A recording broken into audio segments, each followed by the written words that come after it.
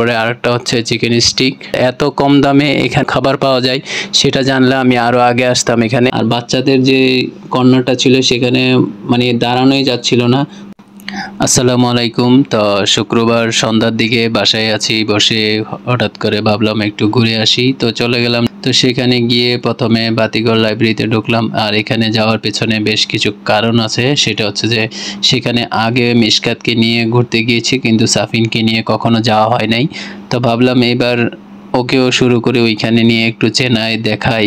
কারণ ছোটবেলা থেকে যদি বই পড়ার দিকে একটু আগ্রহ করা যায় তাহলে সেটা দেখা যায় যে কোনো বয়সের মানুষের জন্য এটা একটা মানসিক বিকাশের জন্য একটা দারুণ একটা পথ। তো সেই হিসাবে ওদেরকে একটু ঘোরানো, এন্টারটেনমেন্ট হইলো, ঘোরাফেরা হইলো, তারপরে পাশাপাশি একটা বই পড়ার মতো একটা দারুণ অভ্যাসে ওদেরকে অভ্যস্ত করতে মানে একটু চেষ্টা। তো ওরাও আনন্দিত হলো, আমারও ভালো লাগে বইয়ের লাইব্রেরিতে ঘুরতে।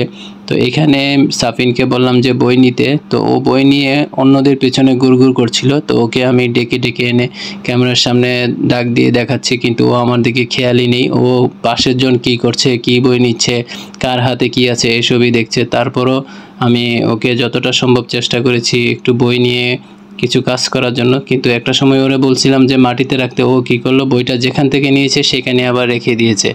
তো ওর এই অবস্থা দেখে আমি আবার ভিডিওটা পজ করে তারপরে আবার যখন দাঁড়ালাম তখন দেখি যে মিশকাতের একটা বই পছন্দ হয়েছে, কিন্তু পরে দেখা গেলো এটা একটা মূলত লেখার একটা খাতার মতো বই। তো ওই জিনিসটা এখন ওর প্রয়োজন নাই, কারণ ও যেহেতু ক্লাস 1-এ পড়ে, ওর লাগবে একটু রিডিং আছে, লেখা আছে, বেশি লেখা এই ধরনের বই। তো সাফিন এদিকে বই কাটছে, তারপরেও দেখা গেল যে ওর নির্দিষ্ট কোনো পছন্দ হচ্ছে না, কারণ ও বইটা নিয়ে শুধু ধরছে। আর অপর দিকে ও আশেপাশে যত বাচ্চা কাচ্চা আছে তাদের দিকেই মানে নজর। আর একটা সময় খেয়াল করলাম যে আমার পেছনে একজনে বেলুন নিয়ে ঘোরাঘুরি করছিল, বাচ্চা সহ আসছিল। তো ওদের দিকে ও বারবার নজর দিচ্ছিল। তো ওকে একটু ওদের থেকে মুখটা ফেরানোর জন্য, অর্থাৎ ওদিকে যেন ওর মনোযোগটা না দেয়, তার জন্য আমি কি করলাম, ওকে কোলে নিয়ে তারপরে আরও বেশ কিছু নতুন নতুন বই আছে যেগুলো ওকে দেখানোর উদ্দেশ্যে এই বইগুলো নিলাম। তো তার মধ্যে একটা ছিল এই বইটা। আর এই বইটার একটা বিশেষত্ব হচ্ছে যে মিশকাতের জন্য আমি এই ধরনের ছোট বই প্রায় 12টা দিয়ে এক সেট বই ছিল, যেটাকে ঝিলমিল প্রকাশনী থেকে আমি নিয়েছিলাম। তো এই ধরনের বই থাকার কারণে ওকে এই জিনিসটা যখন আমি দেখাচ্ছি, তো ও জিনিসটা বুঝতে পারছে যে এটা কিসের বই।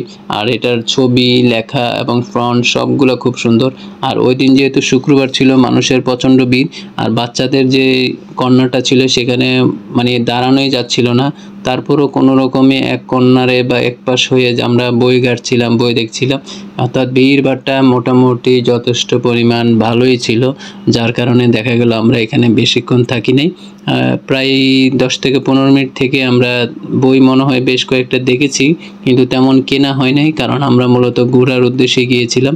তো যেহেতু এখানে মানুষের একটু ভিড়টা বেশি, আর এখানে ওদেরকে ছেড়ে দিয়েও লাভ নাই, কারণ এখানে হাঁটা চলা বা একটু নড়াচড়া ভালোভাবে করা যাচ্ছে না। তাই আমরা সেখান থেকে বের হওয়ার জন্য প্রস্তুতি নিলাম। আর বের হয়ে আমরা প্রথমে গেলাম এই স্টলটাতে। তো এটাতে বেশ কিছু খাবার ছিল, যেটা আমরা কাজীরডেরি মোড়ের স্টলগুলোতেও পেতাম, হকারগুলোতে। তো এখানে যে খাবারটা আছে, খাবারের দাম লুচিগুলো ছিল 5 টাকা করে, এটা অ্যাভারেজ, কারণ ওইখানেও কাজীরডেরি মোড়ে যেখানে দেখেছিলাম সেখানেও একই দাম।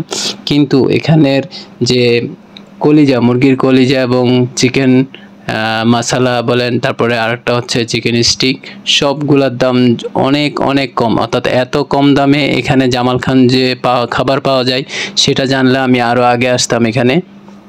তো আজকের ভিডিওটা এখানে শেষ করলাম, দেখা হবে নতুন কোনো ভিডিওতে। আল্লাহ হাফেজ।